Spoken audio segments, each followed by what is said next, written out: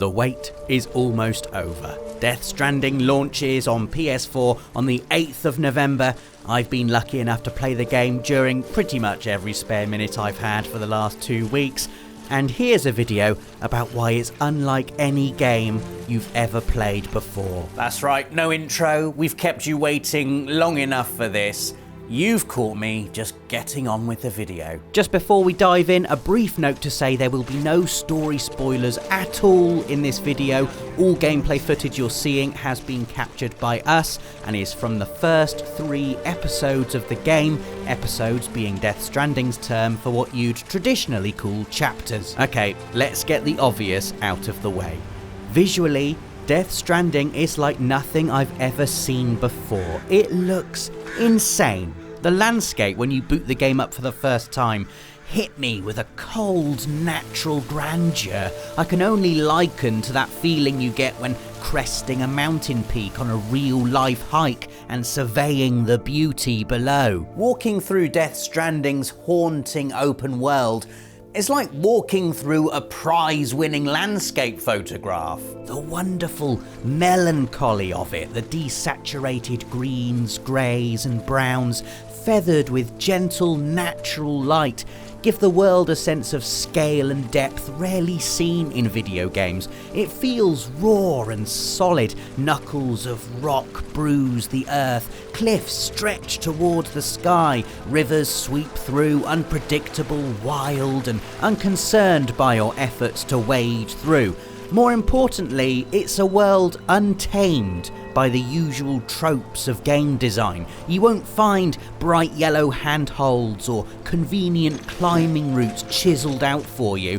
There's an absence of humanity in this place, a resistance to structure and industry, a world that erodes any attempts to stamp it with gameplay mechanics. This yawning stretch of country is designed to feel undesigned. And that's really liberating. You know, you can place your climbing anchors pretty much wherever you like, you know, plonk your ladders wherever you fancy, as long as they can reach. Death Stranding's world feels refreshingly apathetic to your presence, whereas other games may not so subtly coax you into exploration of certain areas. Here is a setting that concedes nothing to the player. The cliffs, mountains and rocky outcrops aren't begging to be climbed, but then neither will they unceremoniously throw up invisible walls if you do attempt to scale them. This deliberate indifference sparks an invigorating shift in your approach to traversal. Nothing is off limits, but similarly, if you're careless, you can find yourself hundreds of feet up, surrounded by knives of rock, and cursing your idiot choice to waste all your climbing anchors on that gentle slope you could totally have walked down. What's cool about this is how Death Stranding doesn't channel you down any specific path. There are waypoints, sure, but how you get to them is entirely down to you. An option to plot your own course on the in-game map is testament to this, as is the ability to swivel the perspective to reveal in-game topography. The game gives you the tools, a map, a compass, ladders, climbing anchors, and then trusts you to plan your own route. Intrepid players will often find themselves rewarded with incredible views, or maybe you'll discover a path that allows you to avoid BT-infested areas altogether. Either way, you're taking a risk, hauling Sam over treacherous terrain, your cargo teetering over hundreds of feet of clean air, is exhilarating, especially seeing as how at any moment it could all go south or down with all your cargo. Death Stranding's world is beautiful, but harsh. Speaking of which, the BTs. Oh, the BTs. This is stealth like you've never experienced. BTs are spectral figures floating on the edge of your perception, terrifying anti-humans that, upon contact with the living, ignite cataclysmic void-outs, basically explosions capable of levelling entire cities. Long story short, you do not want to touch them, but slipping through their territory unnoticed is tricky, as you're never quite sure where they are. A tap of R1 will highlight their position, your BB able to pin down a fuzzy outline so long as you're not moving. But that's the tricky part. You have to move through them. You have to push on through the fear, slowly but surely. Heavy, timeful rain hammering the ground around you. Your cargo deteriorating. Only a vague idea of where that BT was hovering moments ago. Where is it now? Your Odrodex scanner clicking and whirring, and all of a sudden you're holding your breath as seemingly from nowhere comes the icy touch of a BT stalking the ground right in front of you. Quite frankly, they're terrifying. You'll find the urge to panic and just run is strong, but you have to temper that. Keeping your cool is the most effective and also the most difficult thing to do in this situation. Also, later on you'll have hematic grenades full of Sam's blood as an option if you find yourself in real trouble. The BTs don't like that for reasons we won't go into here. It's not just the paranormal you're up against in Death Stranding, however. You've also got mules to contend with. These roving bands of cargo junkies will do anything to nick your stuff. Wander into their territory and you'll set off one of their sensors, alerting them to your exact location. Now it's time to run away and hide, either behind scenery or in tall grass, as the mules converge on your last known position. However, it's not as simple as keeping low and waiting for them to go away. You'll constantly ping their sensors while in their territory, forcing you to keep moving. Also, if you've got cargo stacked to the heavens, it doesn't matter how tall the grass is, you're going to stick out like a man with 15 boxes on his back. And once you're spotted, it's fighting time. Now, Sam isn't an action hero, but he's not entirely defenseless either. You're equipped with a strand, a non-lethal weapon you can use to either bind mules if you manage to sneak up on one, or in this instance, parry incoming attacks, leaving them open to a melee flurry to the face. You can also use cargo containers for an instant knockout, I mean that's going to hurt, and if you want to go full Rambo, you can always hijack one of their trucks and go ploughing through the lot of them.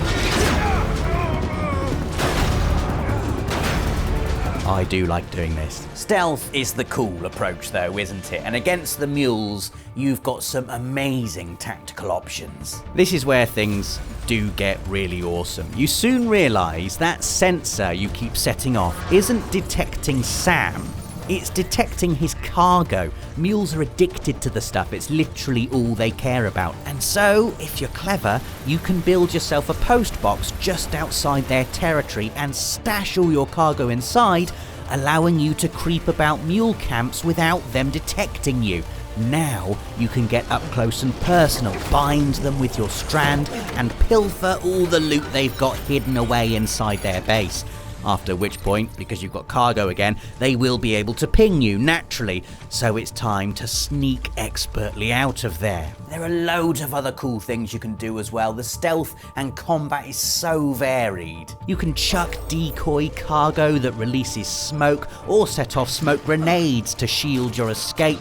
Each mule encampment is like a puzzle. How are you going to get in, steal the necessary cargo, and get out again without being spotted? Maybe you want to get spotted, or maybe you ignore the camps entirely and pick a route that avoids mules altogether. There's a freedom of approach in Death Stranding that keeps the promise many open world games often break.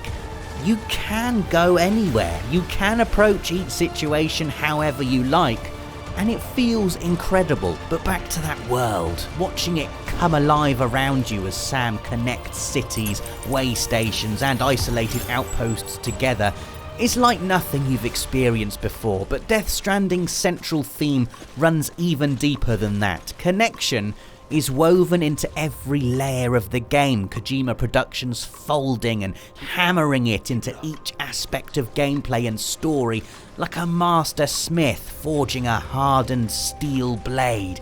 On a story level, Sam connects the fragmented communities of post-Death Stranding America by hooking them up to the chiral network, allowing them to share technology and materials, uniting the country as one. This sharing of resources then bleeds into the gameplay as you forge connections with other Death Stranding players.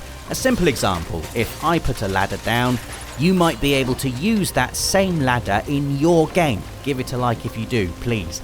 But these connections grow. As you level up, you'll be able to form bridge links with other players whose items and structures you've encountered.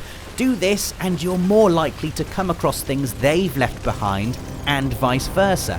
You can even pool materials with other players and rebuild the road network. I remember hauling metal and ceramics into an auto-paver, basically in-game structures that will build roads for you once you've invested enough materials, thinking it would take me forever to harvest all the necessary materials. And then, hallelujah, it clicks. Other players are contributing, and now we all get to enjoy the fruits of our collective labour. A road rises from the earth, like the awakening of some long-dormant creature, the solidification of a bond between players who will never see each other, but who affect each other's games in incredible ways. And you'll see other structures as you progress, time-full shelters under which you can see out the rain, safe houses in which you can rest and from which, after a certain point in the game, you can fast travel, a garage full of shared vehicles. The notion of parallel universes is touched upon in Death Stranding, and I sort of love the idea that everyone who plays Death Stranding is taking up the same physical space, but just in an alternate version of reality. And occasionally objects, cargo and structures leak between the barriers. Press the touchpad and Sam shouts out a greeting. More often than not, his voice bounces through open, empty air.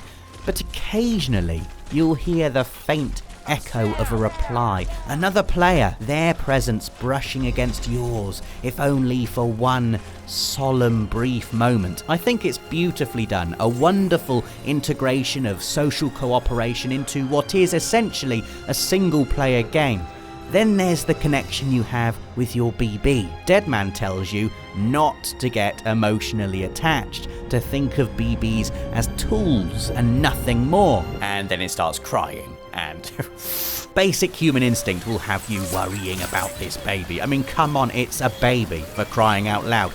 That cry is designed to make us care, to want to help and nurture. And so when you wade through deep water or fall from a height and the poor thing starts wailing, I have never felt this emotionally invested into what is essentially an environmental scanner. You get to rock your BB back to sleep, look into their eyes, see them going from bawling and furious to quiet and content. You can't help but be emotionally affected by that.